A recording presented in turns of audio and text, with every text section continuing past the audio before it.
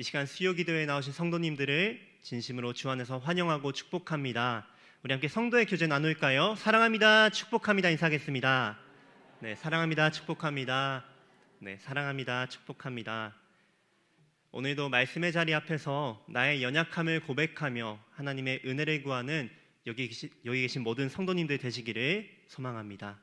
그 은혜를 구하면서 오늘 함께 로마서 말씀을 살펴보려고 합니다. 지난번에 로마서 강해 설교를 시작하면서 복음은 모든 사람을 구원하는 하나님의 능력이다 라는 말씀을 우리가 함께 살펴보았습니다. 우리 함께 지난번에 살펴본 로마서 1장 16절에서 17절 말씀을 읽으면서 시작하겠습니다. 함께 읽겠습니다. 시작. 내가 복음을 부끄러워하지 아니하노니 이 복음은 모든 믿는 자에게 구원을 주시는 하나님의 능력이 됨이라. 먼저는 유대인에게요 그리고 헬라인에게로다. 복음에는 하나님의 의가 나타나서 믿음으로 믿음에 이르게 하나니 기록된 바 오직 의인은 믿음으로 말미암아 살리라 함과 같으니라. 아멘. 네, 방금 함께 읽은 16절에서 17절 말씀을 보면은 복음은 모든 믿는 자에게 구원을 주시는 하나님의 능력이라고 나타납니다. 우리는 여기서 그 유명한 말씀인 오직 의인은 믿음으로 말미암아 살리라 라는 구절을 또 17절에서 발견하게 되는데요.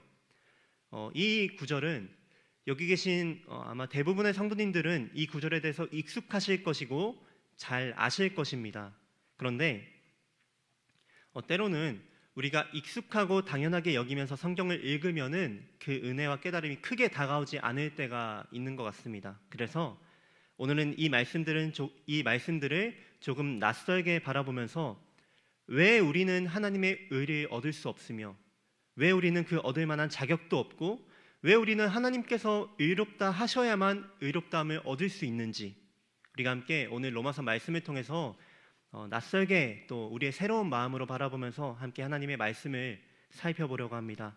그래서 지혜의 영이신 성령님을 의지하면서 오늘 말씀을 함께 나눌 때에 하나님의 능력이 우리 가운데 나타나사 그 큰 은혜를 받는 시간이 되기를 간절히 소망합니다. 네, 먼저 오늘 본문의 시작인 로마서 18절 말씀을 함께 읽도록 하겠습니다. 1장 18절입니다. 시작.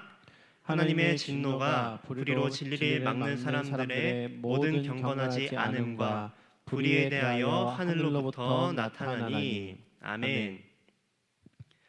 오늘 1장 18절 말씀은 하나님의 진노가 나타난다라고 선언하면서 시작이 됩니다. 이 본문의 말씀을 흐름을 따라서 한번 생각해 보면은 의문이 드는 점이 하나 있습니다. 왜냐하면 방금 살펴봤듯이 17절까지는 복음은 하나님의 능력입니다.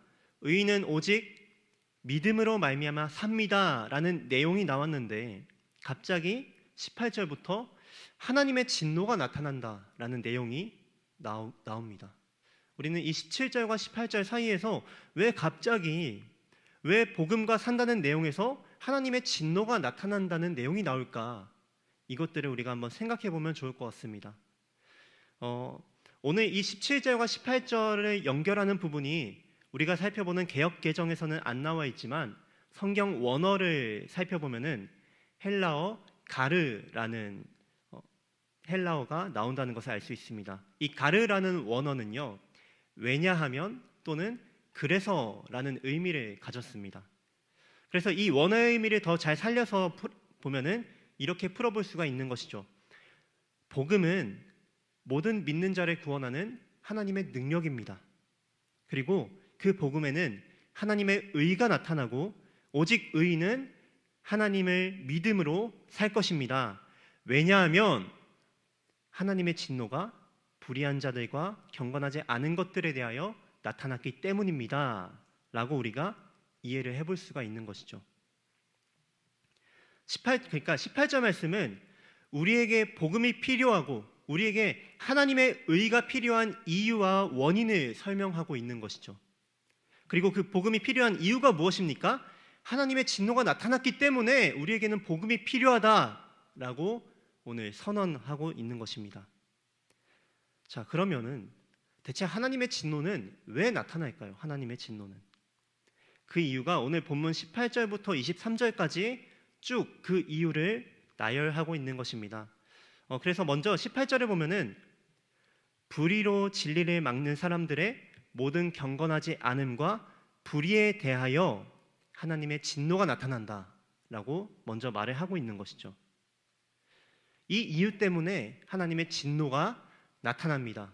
그렇기 때문에 우리에게 복음이 필요합니다. 이런 식으로 우리가 이해를 하면 좋을 것 같습니다. 네, 그래서 한 절 한 절을 살펴보면서 우리가 그 의미를 좀 구체적으로 살펴보겠습니다. 먼저 불의로 진리를 막는 사람들은 어떠한 사람들일까요? 18절에 나오는 불의로 진리를 막는 그 사람들, 성경에서 말하는 그 진리는 하나님의 말씀과 그분의 통치를 의미합니다. 그런데 불의함으로 그런 하나님의 통치와 말씀을 막는 사람들이 있는 것이죠. 사람들이 죄를 짓고 하나님의 정의로운 통치를 거부하고 반역하는 것을 그 하나님의 진리를 막는 자들이라고 바울은 표현을 하고 있는 것입니다. 그리고 그러한 자들이 경건하지 않음과 불의를 행하기 때문에 하나님의 진노를 유발한다라고 우리가 이해를 해볼 수 있는 것이죠.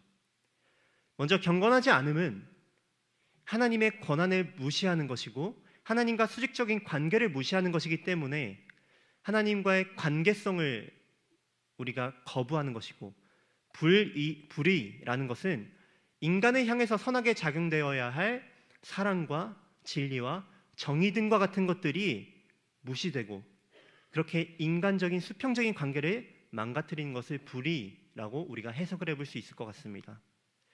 그래서 이를 다시 말하면은 하나님께서는 하나님의 말씀과 통치를 무시하며 하나님을 사랑하지 않고 이웃을 사랑하지 않는 자를 향해 진노하신다라고 오늘 말씀이 우리에게 선포를 하고 있는 것이죠. 사랑하는 성도 여러분, 우리는 예수 그리스도를 믿으며 성경 말씀, 곧 하나님의 진리를 인정하는 성도입니다. 그런데 이 지점에서 우리가 먼저 돌아보았으면 좋겠는 것은요, 우리가 고백적으로는 그것을 인정하지만, 고백적으로는 하나님의 말씀, 하나님의 진리를 우리가 인정하지만 정말 나의 삶의 모습은 그 말씀과 하나님의 통치를 인정하며 살아내고 있는지, 여기 있는 우리 모두가 이 말씀 앞에서 먼저 한번 돌아보았으면 좋겠습니다. 자, 이렇게 하나님께서는 하나님의 진리와 통치를 무시하며 경건하지 않음과 불의에 대하여 하나님께서는 진노하십니다. 사실 이것에 대해서는 우리 믿는 자들은 크게 이견이 없을 것입니다. 그런데 문제는 하나님을 믿지 않는 자들이 이것에 대한 문제를 던진다는 것이죠.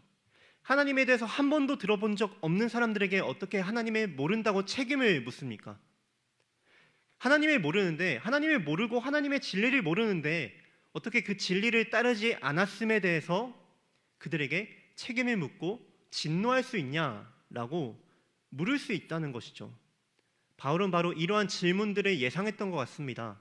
그래서 19절 말씀에 바울은 말을 하고 있는데요, 함께 19절 말씀을 읽도록 하겠습니다. 시작. 이는 하나님을 알만한 것이 그들 속에 보이니라. 하나님께서 이를 그들에게 보이셨느니라. 아멘. 하나님에 대해 한 번도 들어본 적 없는 사람에게 어떻게 하나님을 모른다고 책임을 물을 수 있을까라는 이 질문에 바울은 어떻게 대답합니까? 하나님을 알만한 것들이 다 보여졌기 때문에. 사실 사람들이 속으로는 하나님과 그의 진리에 대해 잘 알지만, 알 수 있지만 모른 척 감출 뿐이다 라고 바울은 말을 하고 있는 것입니다.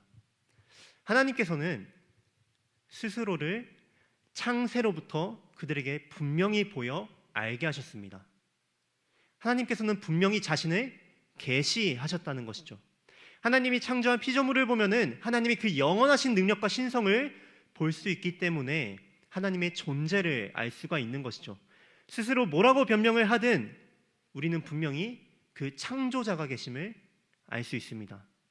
또 우리의 마음의 양심을 볼 때에도 우리가 뭔가 선언적으로 이것은 안 된다, 이것은 잘못된 것이다 라고 판단하는 그 양심을 볼 때에도, 또는 만물을 보면서도 그 상상할 수 없는 위대한 창조자에 의해서 이 세상과 내가 생겨났다는 것을 우리는 충분히 알 수 있다는 것이죠. 하지만 많은 이들은 그 진실을 쉽게 외면하곤 하는 것입니다. 바울은 그렇게 외면하고 돌아선 사람들이 그러면 안 된다는 것을 스스로 알만한 사람들이었지만 그러지 않았기 때문에, 그럼에도 하나님을 무시하고 거부하였기 때문에 하나님의 진노를 받을 만한 사람들이라고 주장을 하는 것이죠.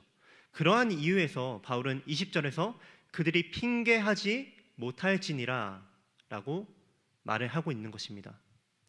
그리고 또 이러한 부분에서 문제가 나타나는데요, 함께 21절 말씀을 읽어보도록 하겠습니다. 시작. 하나님을 알되 하나님을 영화롭게도 아니하며 감사하지도 아니하고 오히려 그 생각이 허망하여지며 미련한 마음이 어두워졌나니. 아멘. 또 21절 말씀을 보니까 어떤 내용이 나옵니까? 사람들이 하나님을 하나님으로 대하지 않았기 때문에 어떤 문제가 나타납니까? 누구나 하나님을 알지만 아무도 하나님께 영광을 돌리거나 감사하지 않는다는 것이죠. 우리는 이 말씀을 읽으면서 마치 뭔가 사람들이 감사합니다라는 말을 잊어버렸기 때문에, 뭔가 하나님께 하나님 감사합니다라고 말을 하지 않았기 때문에 하나님께서 진노하시는 것인가? 라는 생각을 할 수가 있는데 그러한 말씀이 전혀 아닙니다. 바울은 22절부터 23절까지의 말씀을 통해서 하나님께서 진노하시는 이유는 그들이 하나님의 것을 자신의 것으로 취했기 때문에 하나님께서 진노하신다라고 말씀을 하고 있는 것입니다. 우리는 자꾸만 하나님이 만드신 것을 자신의 것으로 취합니다. 하나님이 만드신 내가 하나님께 있다는 것을 인정하지 않고 우리 스스로 존재한다고 주장을 하는 교만을 범하죠. 그리고 우리가 피조물이라는 사실을 인정하기보다 자기 스스로가 옳고 그른 것을 선별하고 선택할 수 있다고, 또 결정할 수 있다고 착각을 합니다. 그렇게 선과 악을 스스로 분별해버리고 정해버리는 죄를 지어버리는 것이죠. 하나님은 바로 이렇게 하나님을 인정하지 않고 감사하지 않으며 오히려 하나님의 것을 자신의 것으로 취하거나 다른 어떤 것으로 돌려버리는 우리의 모습에 진노한다라고 바울은 계속해서 설명을 하고 있는 것입니다. 사람들이 하나님을 하나님으로 인정하지 않거나 의지하지 않을 때, 그럴 때 어떤 일들이 일어날까요? 그 결과가 바로 우상숭배인 것이죠. 우리는 계속해서 무언가를 갈망하고 사랑하는 존재로 창조되었습니다. 그렇기 때문에 우리가 하나님을 찬양하고 그분께 영광 돌리지 않는다고 해도 그 숭배의 대상이 바뀔 뿐 숭배하는 일을 멈추지 않는다는 것이죠. 그렇게 사람들은 23절의 말씀처럼 썩어지지 아니하는 하나님의 영광을 썩어질 사람과 새와 짐승과 기어다니는 동물 모양의 우상으로 바꾸어서 그 열망과 사랑과 경배를 계속해서 진행한다는 것입니다. 좀 전에 말씀드렸듯이 우리는 무엇인가를 열망하고 예배하는 존재로 지음을 받았습니다. 이 존재가 하나님이 원하시는 방향성으로 나아간다면 하나님을 사랑하고 하나님을 열망하고 하나님을 예배하는 바른 존재가 되어버리지만, 그 방향성을 거부하고 이 방향성을 다른 곳으로 틀어버린다면 그것이 바로 우상숭배가 되어버린다는 것이죠. 그 뒤틀린 열망과 예배의 방향성이 그 예전에는 눈에 보이는 우상과 미신을 향하였고, 또 오늘날에도 여전히 우리들에게는 우상숭배가 이루어지는 것이죠. 눈에 보이는 황금 송아지가 아니더라도 충분히 어떤 미신과 물질과 힘과 자기 자신과 어떠한 대상을 향하고 사랑하고 예배하고 추구한다는 것이죠. 우리가 마땅히 경배하며 예배해야 할 대상을 우리가 바꾸어 버렸기 때문에 우리가 하나님의 자리를 빼앗아 버렸기 때문에 하나님께서 진노하는 것이다 라고 오늘 바울은 말을 하고 있는 것입니다. 바울은 이렇게 18절부터 23절까지의 말씀을 통해서 하나님이 진노하는 것이 왜 올바르고 정당하다는 것을 충분히 이야기를 우리에게 해주고 있는 것입니다. 그렇다면은 이제 질문하는 것이죠. 그러한 하나님의 진노는 어떻게 나타납니까? 그렇게 우리가 잘못하여서 우리가 충분히 하나님의 진노를 받을 만한 존재이라면은, 그렇다면은 하나님의 진노는 어떻게 나타납니까? 바울은 이에 대해서 이어서 말씀을 하는 것이죠. 함께 24절 말씀을 읽도록 하겠습니다. 시작. 그러므로 하나님께서 그들을 마음의 정욕대로 더러움에 내버려 두사 그들의 몸을 서로 욕되게 하게 하셨으니. 아멘. 바울은 앞서 얘기했듯이 너희가 이렇게 불의하며 경건하지 못하고 하나님을 알지만 무시하고 거부하며 하나님께 드릴 마음을 다른 데로 쏟아버렸기 때문에 하나님의 진노하심이 정당함을 말하죠. 그런 다음에 그러므로 하나님께서는 이렇게 진노하신다라고 말을 하고 있는 것입니다. 그런데 그 하나님의 진노는 무엇입니까? 하나님께서 그들의 마음의 정욕대로 더러움에 내버려 두신다는 것입니다. 하나님과 사람과 세상을 향한 불경건과 불의에 대해서 하나님의 진노는 무엇입니까? 우리가 원하는 것을 가지도록 내버려 두신다는 것입니다. 하나님은 그들을 마음의 정욕대로 더러움에 내버려 두신다는 것이죠. 저는 오늘 본문 말씀을 읽고 연구하고 묵상할 때 가장 두려웠던 부분이 바로 이 말씀이었습니다.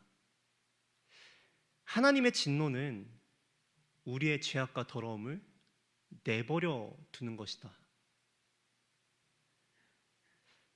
사람들은 대부분 내가 원하고 하고 싶은 대로 되는 것이 가장 좋고 선하다라고 생각을 합니다.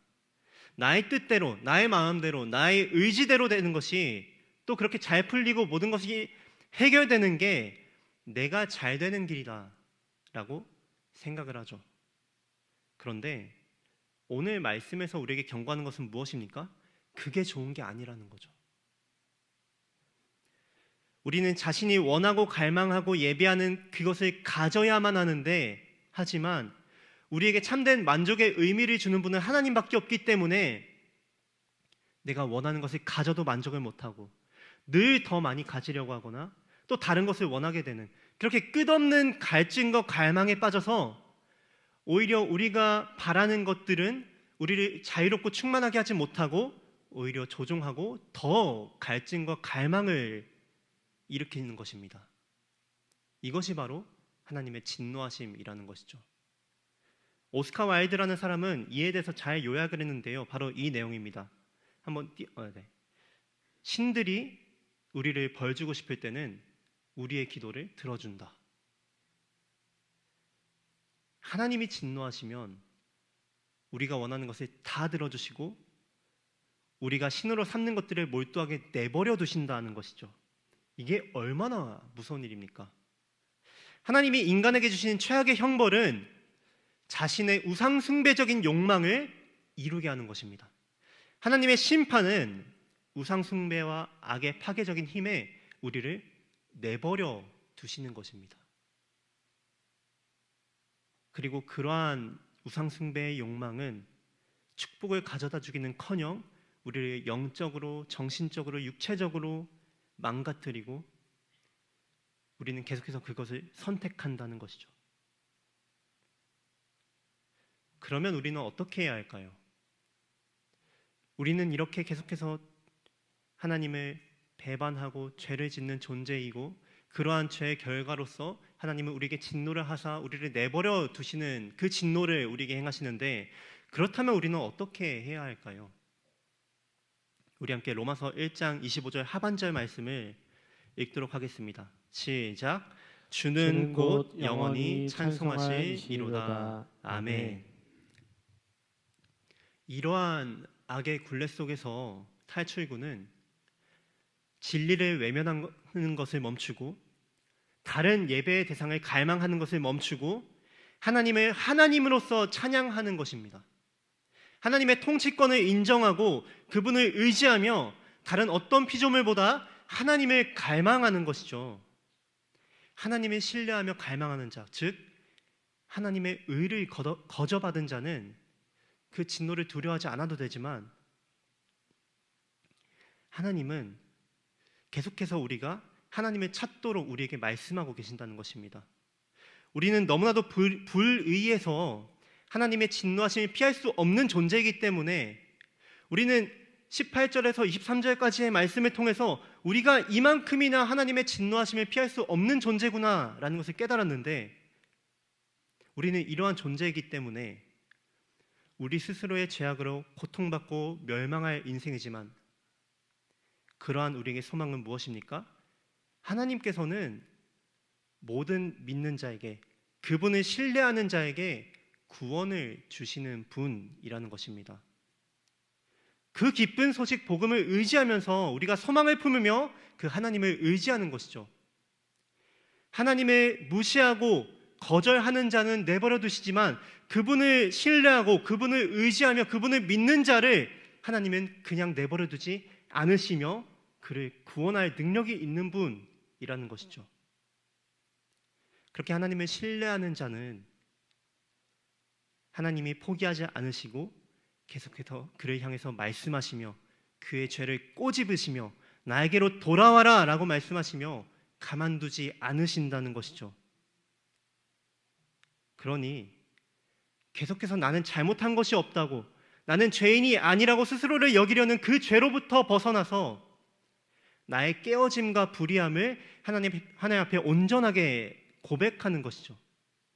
그 진실하게 우리에게 구원을 주시는 하나님의 능력을 의지하면서 우리 모두가 하나님의 그 놀라운 능력 앞으로 날마다 나의 깨어짐을 고백하고 날마다 그 복음 앞에 나아가는 것이 우리가 할 수 있는 오직 유일한 소망이라는 것입니다. 그렇기에 창조주를 찬양하는 것입니다. 우리가 때로는 여러 가지 고통을 받고 말씀에 찔림을 받고 그 말씀 앞에서 내가 너무나도 고통스러워하는 그런 상황이 너무나도 힘들어서 하나님을 향해 원망을 할 때가 있습니다. 그런데 이 말씀을 통해서 기억하시길 바랍니다. 하나님께서는 자신을 신뢰하고 하나님이 사랑하는 자를 가만히 내버려 두지 않으십니다. 그것이 하나님의 사랑이라는 것이죠. 그렇게 오늘 말씀을 통하여서도 우리가 하나님의 말씀을 날마다 신뢰하면서 오직 모든 믿는 자에게 구원해 주시는 하나님의 능력을 신뢰하며 하나님을 거부하고 하나님을 무시하고 하나님의 자리를 계속해서 바꾸어 버렸던 나의 모습에서 돌이켜 다시 한 번 더 우리에게 구원해 주시는 하나님을 신뢰하며 바라보는 그런 우리 모든 성도님들이 되시기를 간절히 소망합니다. 우리에게 구원해 주시는 하나님의 능력을 의지하면서 우리가 날마다 나아가는 것입니다.